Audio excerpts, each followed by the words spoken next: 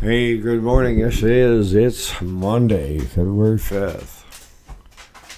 And I thought today we'd talk about, gaining respect for ourselves and when we trust and when we don't trust and why we trust and why we don't trust. And some of it has nothing to do with the other person. So hang tight.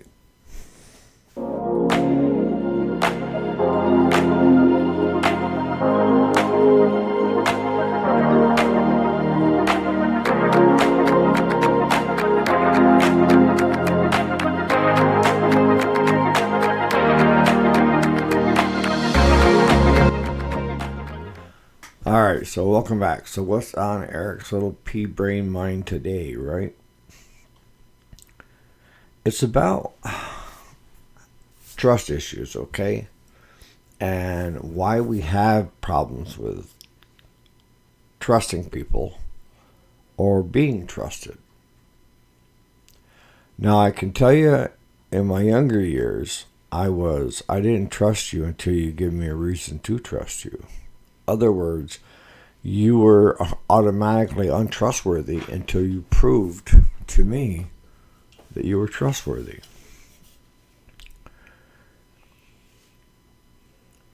And in a way, looking back at that type of approach, it really wasn't the best approach because I may have pushed off or turned off a lot of good people that were trustworthy, but I didn't give them half a chance. And I had already labeled them untrustworthy until they proved otherwise, right? That happens. It's human nature. Probably when I had my coming to Jesus moment, I call it that,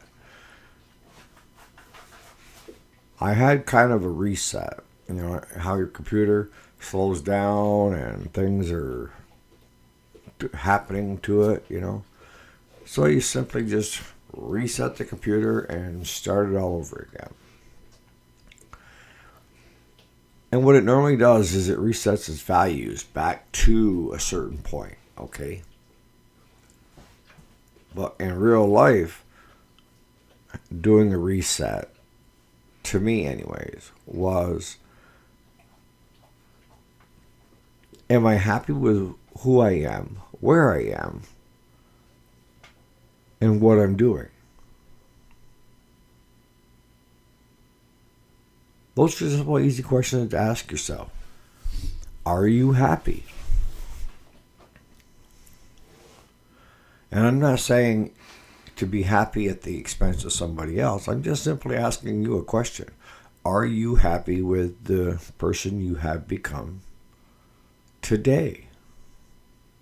Looking back on your life, nobody knows you better than you, all right?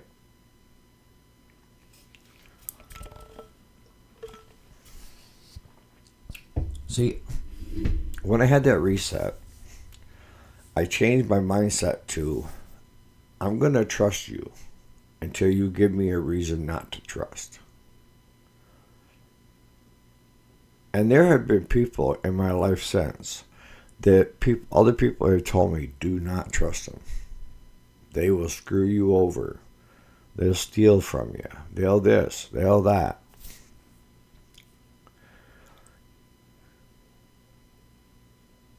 So I know that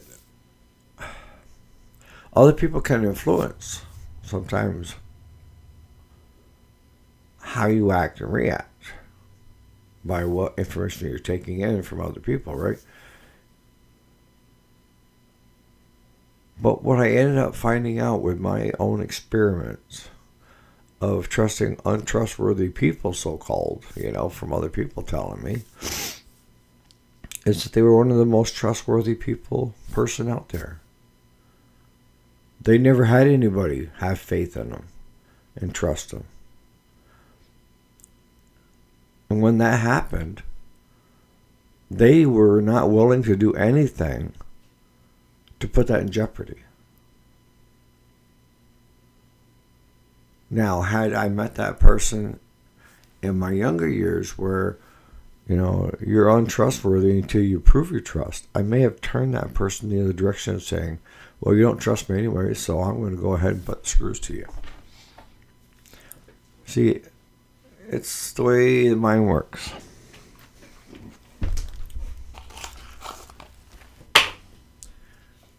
I've had friends that had gone to jail a couple of times that, needed to learn their life lessons that were very trustworthy.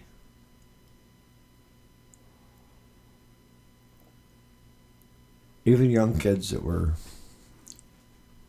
on dope and stuff, trying to get their fix.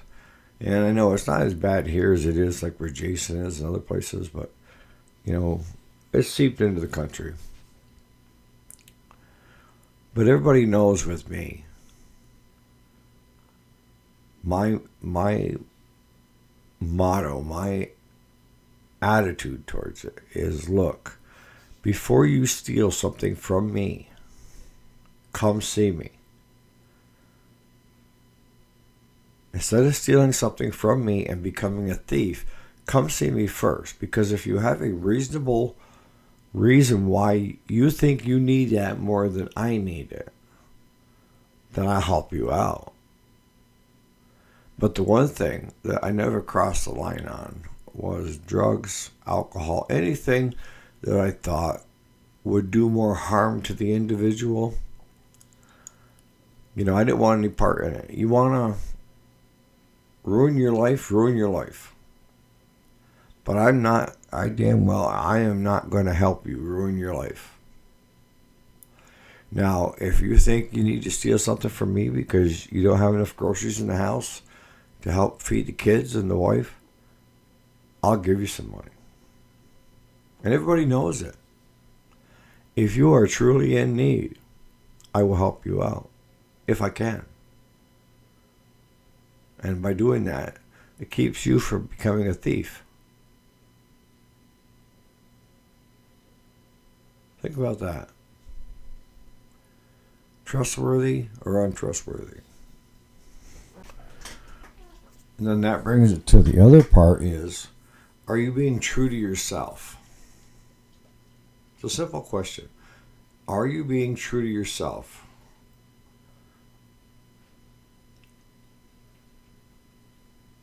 Are you outward the same that you are inward? I know it's trying to get better terminology that would be easier to understand because I used to try to use examples, right? But the example that I've got for you is what I've found, especially with social media, that there are a lot of fake people out there.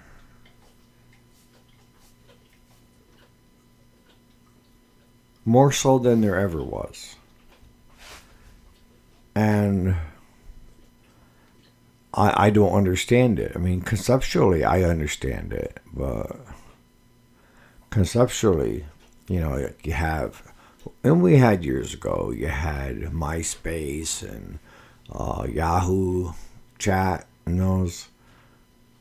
But we've come a long way from them to the Facebook, Snapchat, Twitter,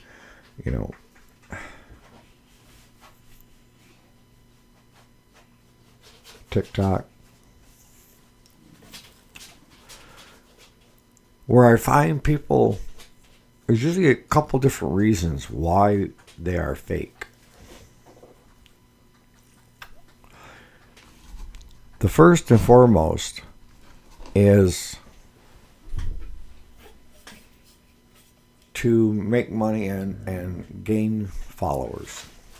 Become an influencer. All right?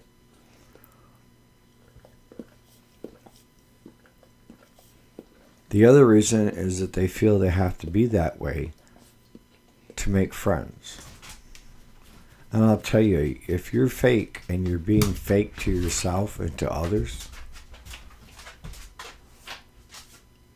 a lot of people can pick up on that in real life, that you're so full of it. But you're so trying to be that persona of who you think everybody would like versus just being yourself.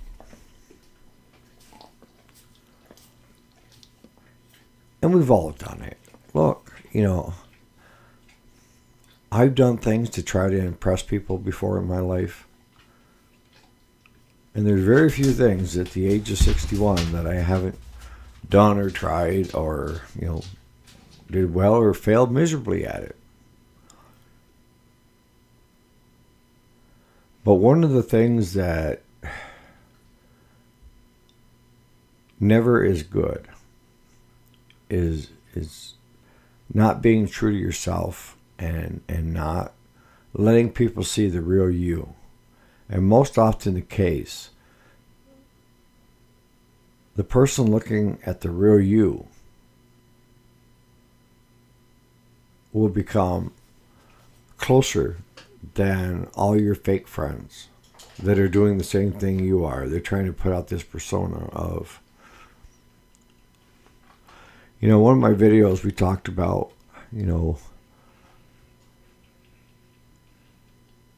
what women want when they get ready to settle down. And you guys, you need to hear this. And that is, they want someone that is trustworthy. Good looks are not up here, okay? The dating scene and that stuff, maybe. But when it comes time to settle down, they're going to pick somebody that's down to earth. Somebody that's grounded. Somebody that feels comfortable in their own skin. Okay? And someone that's being honest with them. And someone they feel they can be honest with as well. That's the relationships that will last long term. Now, if it's simply based on he looks great, how long do you think that's going to last? Or you like the way he acts and talks and this and that, and then you get engaged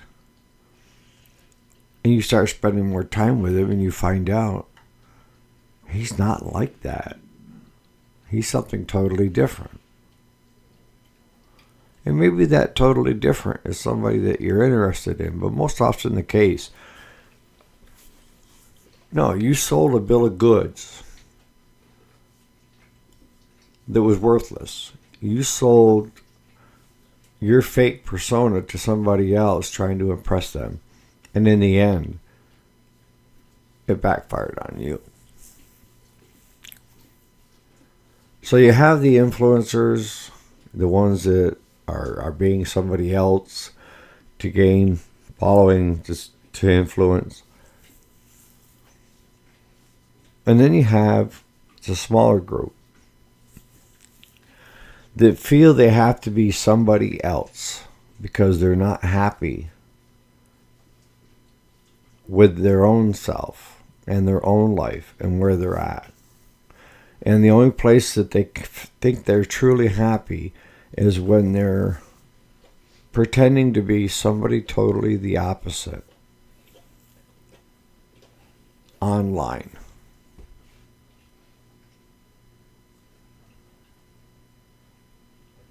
That's something I could never understand, and I still don't understand to a certain extent. I can understand influencers, followings, financial, all that bullshit, which I think is crap, to be honest with you. Sorry, YouTube.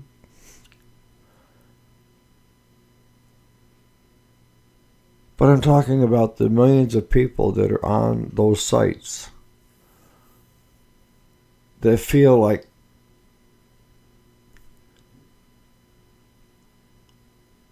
they can portray themselves as somebody that they're not and garner attention and not realize that that's the wrong attention that you want to garner for a happy life.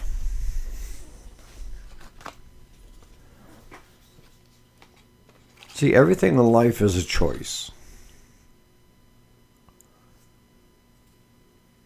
And if you're not happy with who you are, that's the That's the blessing in disguise, is because you can always change. But you have to change the core, your core beliefs, who you are. And if you're not happy with who you are, then what changes do you need to make? Again, nobody knows you any better than you do. What are the things that you dislike the most about you?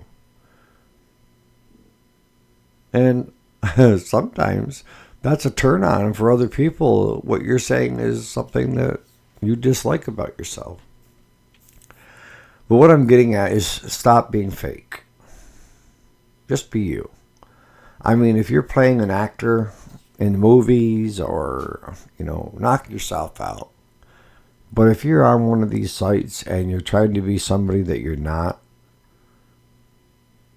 to impress others, stop. And the sooner you stop, the better off you are.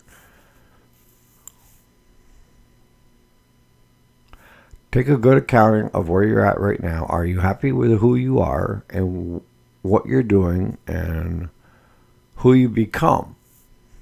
Or do you think you need some tweaks?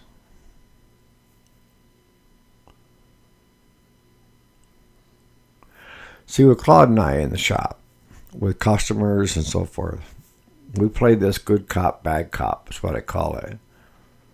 Because his level of trust is not very much. He's very direct to the point on certain things.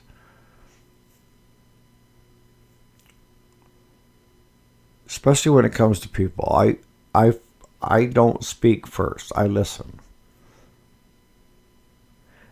And like when it comes to getting bills paid, this is where we differ on our approach.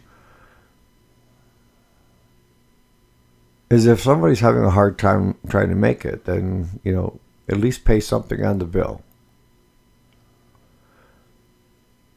Don't check out. Keep me in the loop, okay? Where Claude is just the opposite. He will call you and harass you and demand the money.